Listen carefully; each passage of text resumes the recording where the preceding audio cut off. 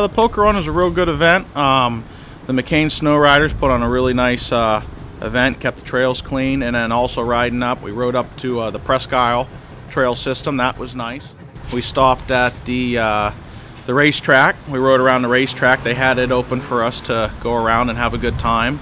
All the trails were very well maintained. They started to break down a little bit in the afternoon due to the warm weather on Saturday here.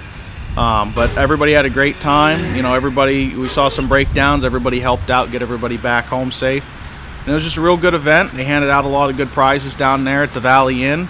You know, big shout out to the McKean Snowmobile Club. They're just a beautiful club, and they really take care of everything. And, you know, huge shout out to the landowners that let us use their property. I mean, that's what makes everything happen.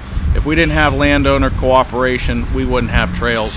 So, I mean, that's the biggest thing is, you know, anybody out there snowmobiling in Erie County, respect the trail system.